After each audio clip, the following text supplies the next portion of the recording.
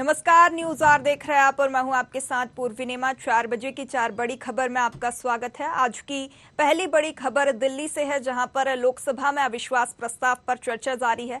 वहीं दूसरी बड़ी खबर उत्तर प्रदेश से है, जहां पर उत्तर प्रदेश के विधानसभा का मानसून सत्र के दूसरे दिन सीएम योगी ने मुरादाबाद दंगों की रिपोर्ट पेश की है। इसमें उत्तर प्रदेश पुलिस को क्लीन चिट मिल सकती है। वहीं तीसरी बड़ी खबर मध्य प्रदेश से है, जहां पर नेता प्रतिपक्ष गोविंद सिंह ने लोक निर्माण विभाग में पदोन्नति पर सवाल उठाए हैं।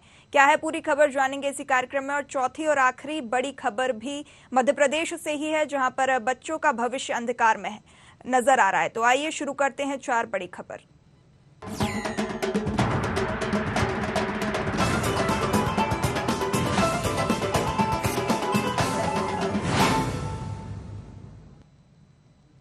लोकसभा में अविश्वास प्रस्ताव पर मंगलवार यानी 8 अगस्त को चर्चा जारी है। बता दें कि मंगलवार 8 अगस्त यानी आज चर्चा हो रही है। कांग्रेस सांसद गौरव गोगोई ने अपने अविश्वास प्रस्ताव पर 35 मिनट स्पीच दी है। इस दौरान उन्होंने मणिपुर से लेकर विदेश नीति तक सरकार को घेरा है। गोगोई ने कहा कि प्रस्ताव लाने का मकसद प्रधानमंत्री का मौन तोड़ना है। भाजपा की तरफ से निशिकांत दुबे ने कहा कि सोनिया गांधी का एक ही मकसद है, बेटे को सेट करना और दामाद को भेंट करना।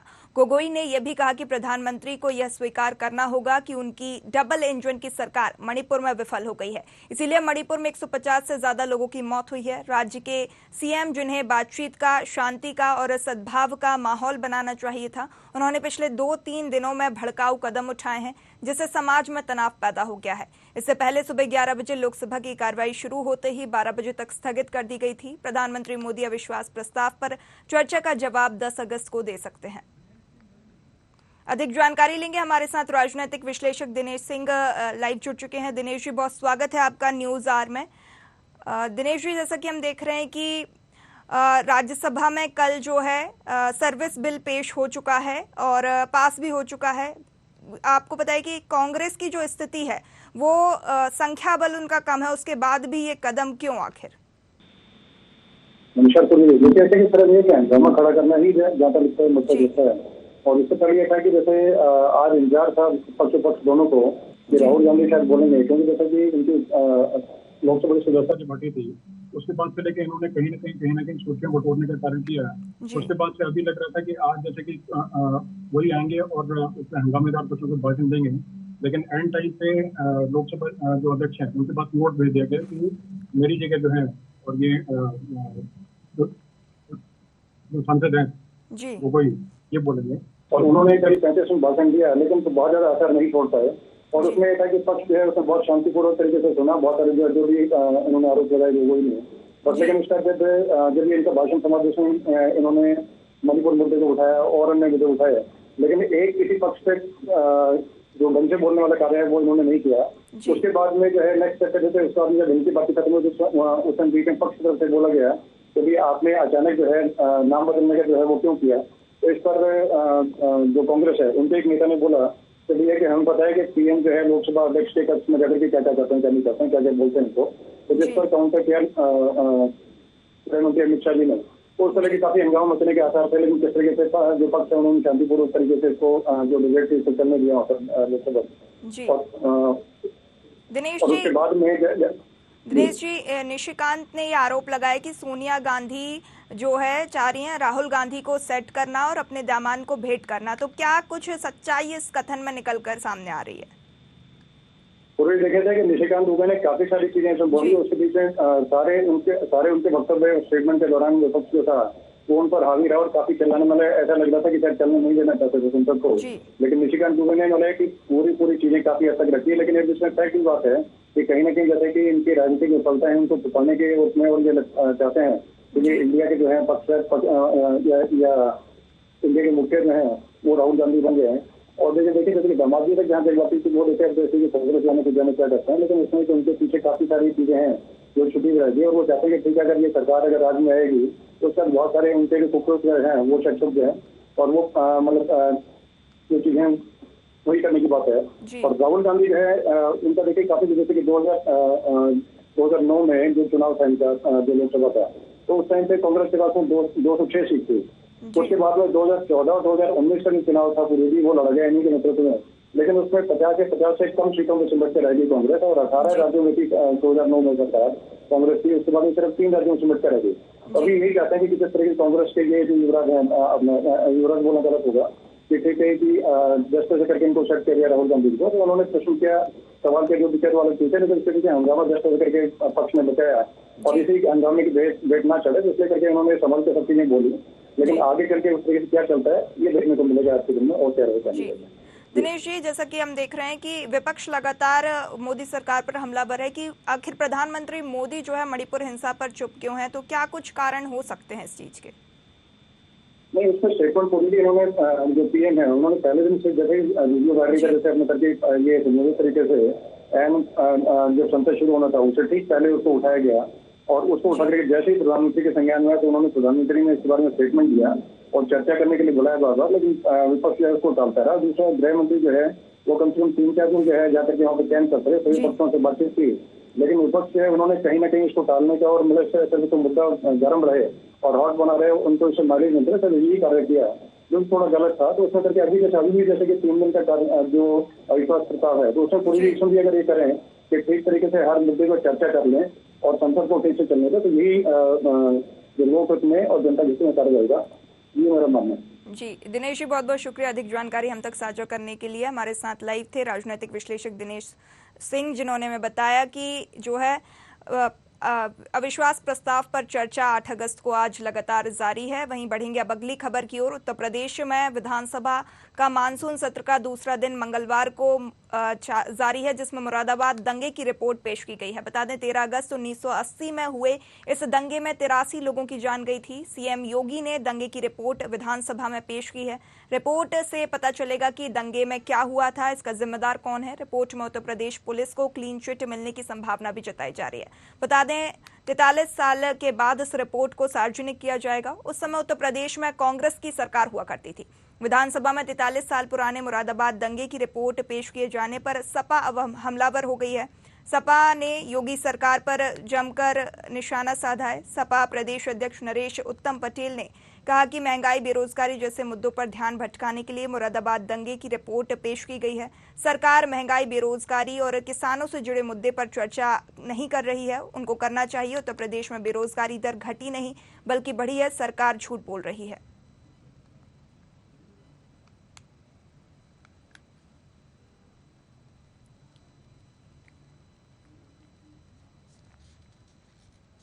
हमारे साथ कांग्रेस के नेता विधानमंडल आना धर्म शामिल हुआ।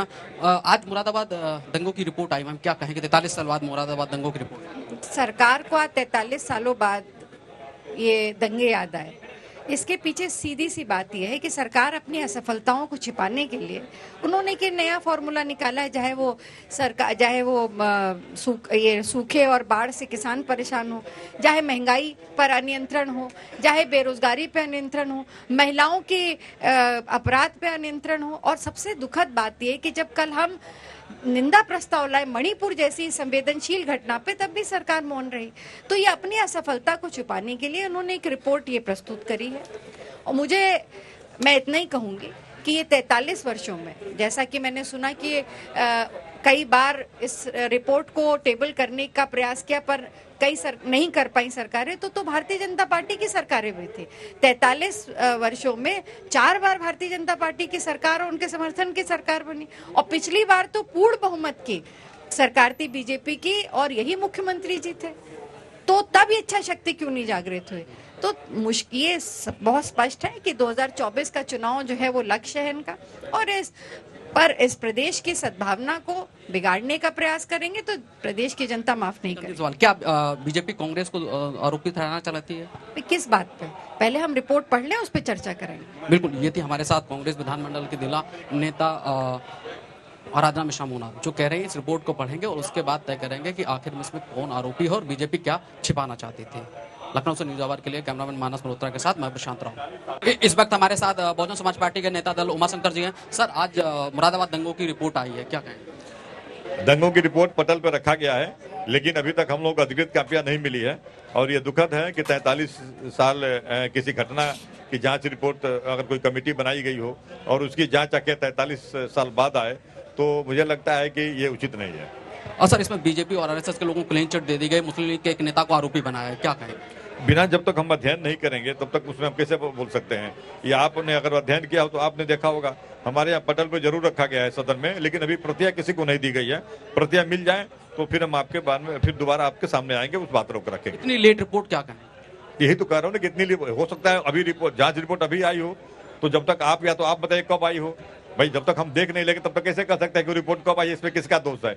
इसलिए कि अगर मान लीजिए पहले की ही आ गई हो तो पहले भी आने में सारी सरकारें रह चुकी हैं। आज भाजपा पहली बार नहीं है, इसके पहले भी भाजपा कई बार रह चुकी हो। मान लिया कल्याण सिंह जी थे, माननीय राम प्रकाश गुप्ता जी थे, माननीय राजनाथ सिंह जी थे, वो लोग भी कई बार सब सरकार में। बीएसपी भी 4 साल, मेरी बीएसपी भी थी, समाजवादी पार्टी भी थी, कांग्रेस भी थी, सब लोग रहे, इसलिए उसमें इंतजार करें कि क्या है उसमें।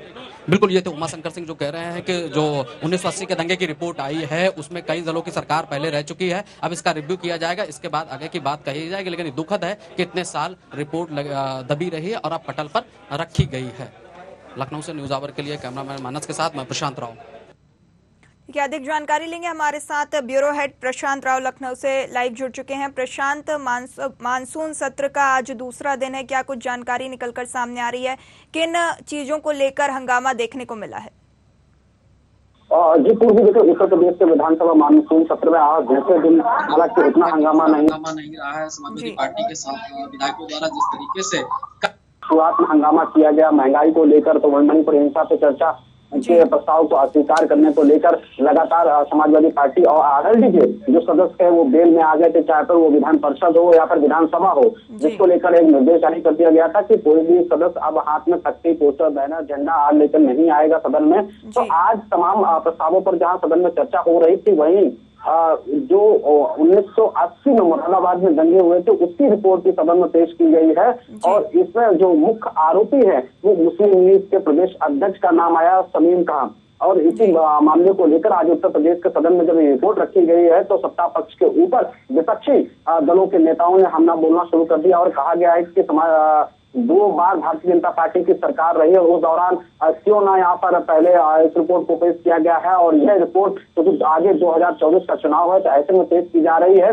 खास बात यह भी रही कि जो विपक्षी दलों के नेता रहे उन्होंने आरोप लगाया है कि भारतीय जनता पार्टी ने इस रिपोर्ट को इतनी देर क्यों पेश किया है। मुख्यमंत्री योगी आदित्यनाथ 2017 में भी मुख्यमंत्री थे, उस समय क्यों नहीं रिपोर्ट पेश की गई। तो साफ ये संदेश था उनका कि 2024 को लेकर भारतीय जनता पार्टी एक माहौल बनाने में लगी है। और खास बात यह भी है कि इसमें जो बीजेपी और आरएसएस के नेताओं का नाम था वो उनको क्लीन चिट दे दी गई है, केवल मुस्लिम लीग के एक नेता को इसमें आरोपी बनाया गया, दंगे का मुख्य सूत्रधार बताया गया है। इसको लेकर उत्तर प्रदेश के सदन में सियासत शुरू हो गई है और आरोप प्रत्यारोप के दौर शुरू हो गए हैं। यह भी कहा जा रहा है कि 1980 के बाद यहाँ पर भारतीय जनता पार्टी की पहले सरकार रही थी, तब रिपोर्ट क्यों नहीं पेश की गई, कल्याण सिंह मुख्यमंत्री रहे उस समय क्यों नहीं ये रिपोर्ट पेश की गई। अब ये रिपोर्ट पेश किए जाना राजनीतिक सियासत का लाभ लेने को लेकर है, और इसीलिए ऐसे टाइम में रिपोर्ट पेश की जा रही है कि आगे 2024 का चुनाव है। साथ ही साथ समाजवादी पार्टी ने इसका विरोध भी किया, इसका आरएलडी ने विरोध किया। तो वही न्यूज आवर पर खास बात करते हुए कांग्रेस विधानमंडल दल की नेता आराधना मिश्रा मोना और उत्तर प्रदेश में बहुजन समाज पार्टी के विधानमंडल दल के नेता उमाशंकर सिंह ने भी कहा है कि इस रिपोर्ट का रिव्यू किया जाएगा, लेकिन कहीं ना कहीं उन्होंने भारतीय जनता पार्टी सरकार के ऊपर ये कहा है कि पहले उनकी सरकारें रही, उन्होंने इनको पहले क्यों नहीं रिपोर्ट को पेश किया गया सदन पे। तो ये एक सवाल का जवाब न्यूज़ावर ने भी बीएसपी के नेता उमाशंकर सिंह से किया था कि पहले बहुजन समाज पार्टी की 4 बार यहाँ सरकार रही है, उस दौरान इस दंगे की रिपोर्ट क्यों नहीं रखी गई है। तो उन्होंने हालांकि जो उत्तर था उसको टालते हुए आगे बढ़ गए, और इसी बात को लेकर जब कांग्रेस की नेता आराधना मिश्रा मोना से इस बारे में बात की गई तो उन्होंने कहा कि भारतीय जनता पार्टी लोगों को बरगलाना चाहती है, मुद्दे से भटकाना चाहती है। हम उत्तर प्रदेश में सूखे के मार से झेल रहे लोगों के, किसानों की समस्याओं को लेकर यहाँ पर सदन में बात रख रहे थे, लेकिन उत्तर प्रदेश की जो योगी सरकार है वो लोगों को महत्वपूर्ण मुद्दों से भटकाने को लेकर ये मुरादाबाद दंगे की रिपोर्ट सदन में पेश की जा रही है ताकि इसको मुद्दा बनाया जा सके और आने वाले समय में एक बार इसका लाभ लिया जा सके। 2024 में लोकसभा चुनाव को लेकर एक धर्म विशेष और जात विशेष की पार्टियां जिस तरीके की राजनीति करती हैं, इसीलिए ऐसे समय समय पर मुद्दे उठाती रहती है। ये आरोप इस समय भारतीय जनता पार्टी की योगी सरकार के ऊपर लग रहे हैं, लेकिन योगी सरकार ने, क्योंकि दंगा उत्तर प्रदेश में हुआ था तो सरकार का दायित्व बनता है, ऐसे में अगर यह जो रिपोर्ट है वो पेंडिंग पड़ी रहती तो आने वाले समय में योगी सरकार को भी नेशन ऑपरेशन में खड़े हो सकते हैं। तो ऐसे में योगी सरकार जो पूर्व की सरकारों में जो काम नहीं हो रहे हैं या रिपोर्ट है, जांच है जो शेष पड़ी है, उनको जल्द करके एक ऐतिहासिक यहाँ पर माहौल बनाना चाह रही है कि उत्तर प्रदेश की योगी सरकार 2.0 ने यहाँ जो भी ऐसे काम पेंडिंग थे, जो भी जांच पेंडिंग थे, अपराध के काम पेंडिंग थे, जो जांच हो रही थी, उनको निर्णय लेकर उसको खत्म करने का काम कर रही है। और यही मैसेज आज भारतीय जनता पार्टी योगी सरकार ने सदन में देने की कोशिश की, लेकिन विपक्षी दलों ने इसको अलग मुद्दा बना दिया है और उसको कहा है कि 2024 को लेकर इस तरीके की रिपोर्ट पेश की जा रही है और इसमें भारतीय जनता पार्टी आरएसएस या वीप के लोगों को क्लीन चिट देना यह पूरी तरीके से न्याय संगत नहीं लग रहा है। इस रिपोर्ट का रिव्यू किया जाएगा। करीब 450 से ज्यादा पेज की रिपोर्ट पेश की गई है। हालांकि सदस्यों को अभी यह कॉपी नहीं दी गई। सदस्यों ने इस कॉपी की मांग की थी, जिसको जल्द ही पेश किया जाएगा, सदस्यों के पटल पर भेजा जाएगा और सदस्य इसका रिव्यू करेंगे और उसके बाद आगे आने वाले समय में इस पर और भी सियासत उत्तर प्रदेश में तेज हो सकती है। जी पूर्वी। प्रशांत, आपने बताया कि जो है बहुत सारे लोगों को क्लीन चिट मिल सकती है, जहां पर उत्तर प्रदेश पुलिस की भी बात इसमें निकलकर सामने आ रही है। क्या यूपी पुलिस को भी इसमें क्लीन चिट मिल सकती है? बहुत महत्वपूर्ण प्रश्न है आपने किया है। यह भी है कि उत्तर प्रदेश की पुलिस को भी क्लीन चिट देने की बात कही जा रही है। इसमें यह भी बताया गया है कि जो दंगा था उसमें हालात नियंत्रण करने को लेकर पुलिस बल का प्रयोग करना आवश्यक था, इसलिए पुलिस बल का प्रयोग किया गया है, ऐसा रिपोर्ट में बताया गया है। माननीय जो विधायक है उन्होंने कहा है कि इस तरीके की रिपोर्ट की जानकारी सदन में दी गई है।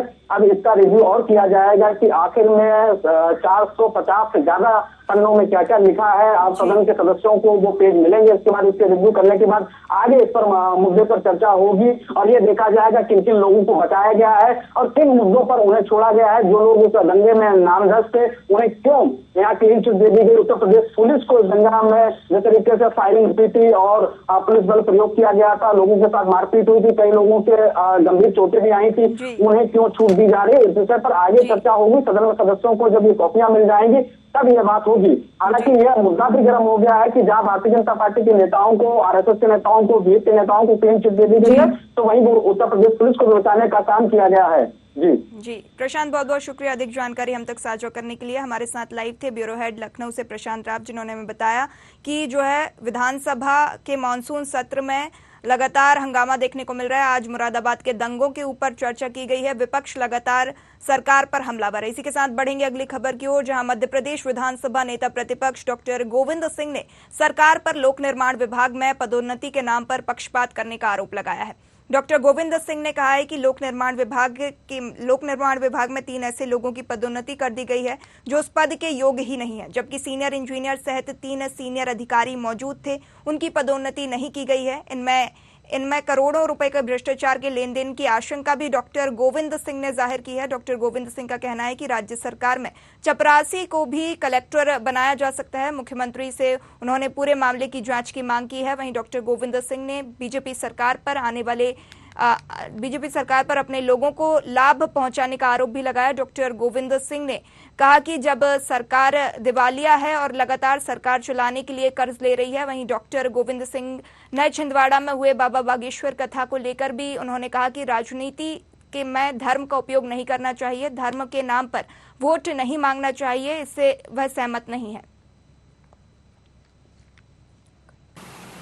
अब तो ये चलने वाला है मध्य प्रदेश में कि चपरासी को भी कलेक्टर बना देंगे शिवराज सिंह। और जहां तक जानकारी है इसमें है बहुत बड़ा लेन देन हुआ है। मैं माननीय मुख्यमंत्री से कहना चाहता हूं कि आपकी क्या मजबूरी थी कि ईएनसी इस तरह का अधिकारी आपके पास बैठा है। सीनियर चीफ इंजीनियर में 3 नंबर का जो अधिकारी वो भी वरिष्ठ था, यह सुपरिटेंडेंट इंजीनियर, 3 की वरिष्ठता को लांघते हुए आपने किया है। और जिसमें सरकार में बैठे हुए लोगों ने मुख्यमंत्री जी आपके इशारे पर करोड़ों रुपए का लेन देन कर लिया। और नहीं है तो मैं आपसे जवाब चाहता हूं, क्या मजबूरी थी, किसका दबाव था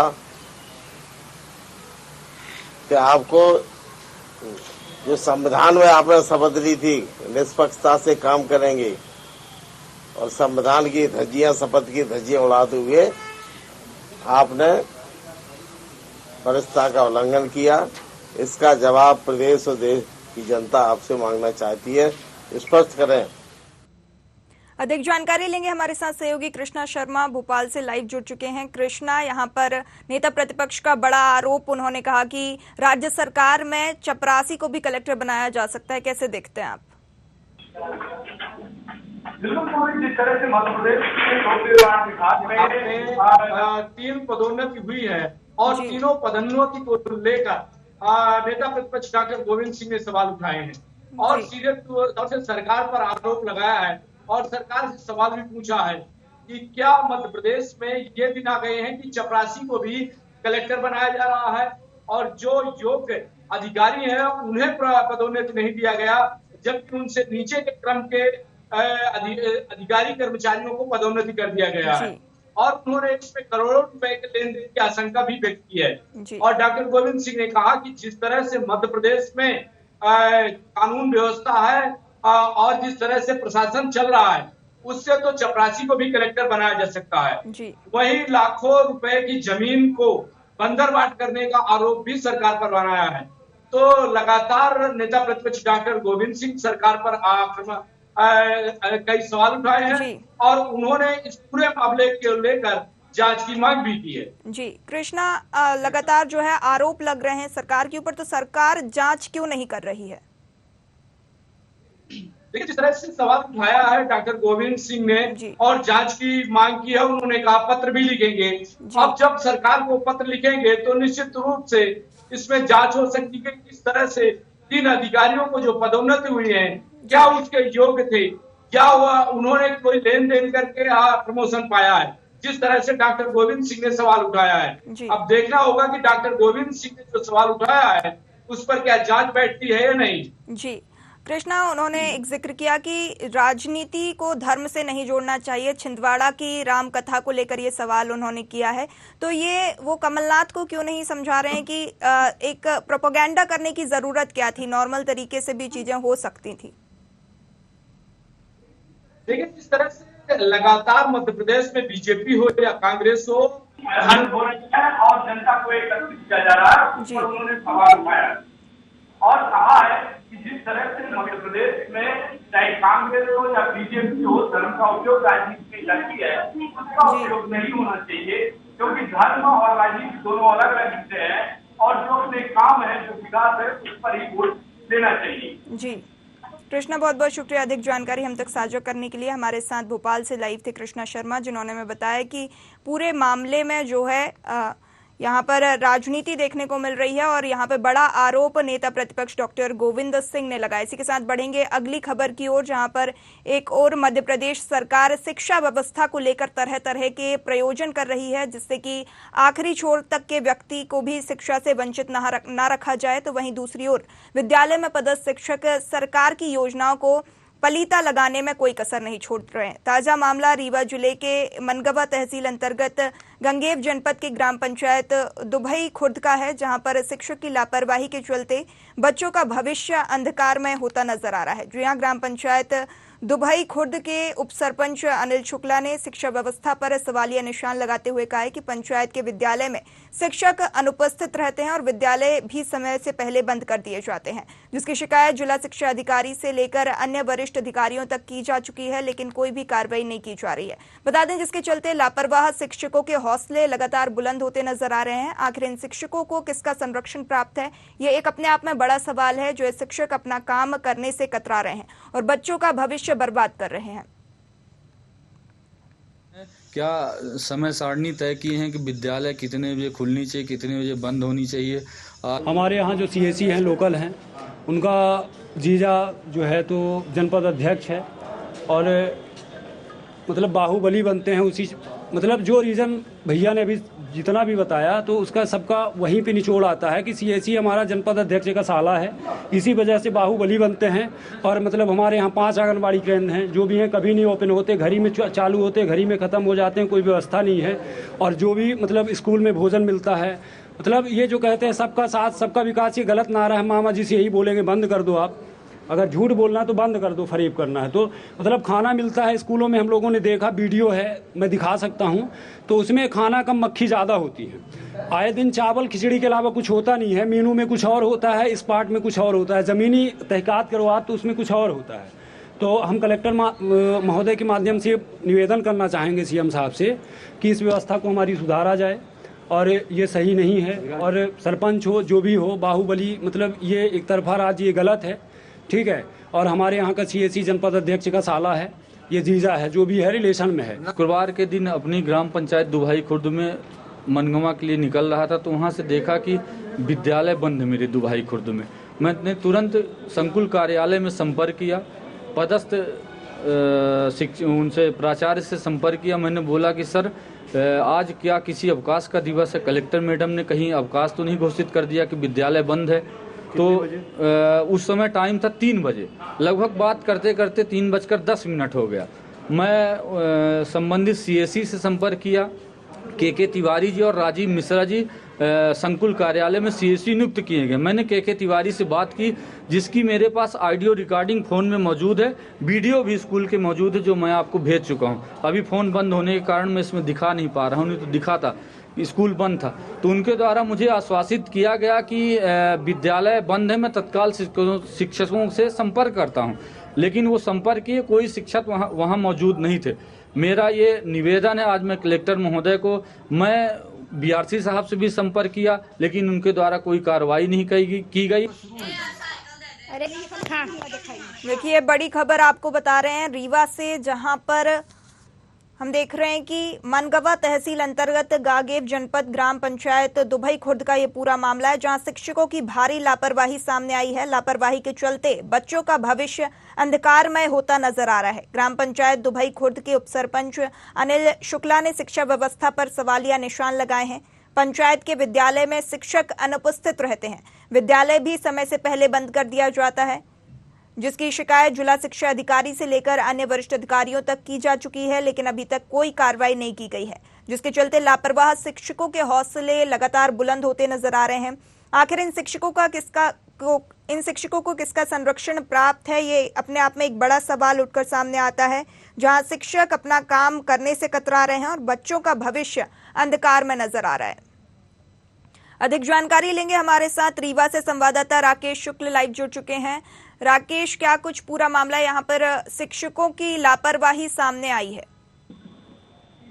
जी, ये मामला जो है मनगवा विधानसभा का है, जनपद गगेव है, वहाँ का एक मामला आया है, विद्यालय का मामला है, जहाँ शिक्षक विद्यालय से नदारत रहते हैं, विद्यालय समय पर नहीं पहुँचते और समय से पहले ही जो है विद्यालय बंद कर दिया जाता है। जी राकेश, अभी तक कोई इस पर शिकायत की गई हो और जिलाधिकारी, जिला शिक्षा अधिकारी ने क्या कुछ इसमें संज्ञान लिया है? जी बिल्कुल, जिला शिक्षा अधिकारी को भी वहाँ के जो सरपंच है अनिल शुक्ला ने उन्हें व्हाट्सएप के माध्यम से चैटिंग की, उनको बताया भी और जिला शिक्षा अधिकारी ने जो है कार्यवाही का आश्वासन दिया कि ऐसे शिक्षकों पर कार्यवाही की जाएगी, लेकिन अभी तक उन पर कोई कार्यवाही नहीं की गई और उनका रवैया जो है ज्यों का त्यों बना हुआ है। मनमानी तरीके से विद्यालय खोलना, मनमानी तरीके से विद्यालय बंद करना, तो कहीं ना कहीं एक यहाँ पे बहुत बड़ा सवालिया निशान लगता नजर आ रहा है। जी राकेश, लगातार हम देख रहे हैं कि बच्चों का भविष्य अंधकार में, से अभिभावकों की क्या प्रतिक्रिया सामने आई है? बिल्कुल, बच्चों का भविष्य अंधकार में हो रहा, अभिभावक भी वहाँ से बिल्कुल परेशान है। अब हमने अपने स्तर पे शिकायतें की और शिकायतें जो है वहाँ से चलकर यहाँ जिला शिक्षा अधिकारी तक दिया है, लेकिन जिला शिक्षा अधिकारी द्वारा या अन्य जो वरिष्ठ अधिकारी बैठे हैं उनके द्वारा अब तक कोई संज्ञान नहीं लिया गया। जी, किसी तरीका का कोई आश्वासन नहीं है, कब तक समस्या का निराकरण हो पाएगा, कब तक शिक्षक जो हैं नदारद रहेंगे स्कूलों से और कब बच्चों को शिक्षा सुचारू रूप से मिल पाएगी? जी मैम, मामले को लेकर हम जिला शिक्षा अधिकारी के पास गए थे, लेकिन जिला शिक्षा अधिकारी इन दिनों छुट्टी पर है, इसलिए उनसे मुलाकात नहीं हो पाई। हालांकि उप सरपंच अनिल शुक्ला ने जो चैटिंग के माध्यम से उनको जानकारी दी है, तो उन्होंने आश्वासन दिया है कि मैं ऐसे शिक्षकों पे जल्द से जल्द कार्रवाई करूंगा। जी राकेश, बहुत बहुत शुक्रिया अधिक जानकारी हम तक साझा करने के लिए। हमारे साथ लाइव थे संवाददाता रीवा से राकेश शुक्ल, जिन्होंने हमें बताया कि यहाँ पर शिक्षकों की भारी लापरवाही देखने को सामने आई है और बच्चों का भविष्य अंधकार में है। इसी के साथ 4 बड़ी खबर में फिलहाल इतना ही। ऐसी तमाम खबरों के लिए बने रहिए न्यूज़ आर के साथ।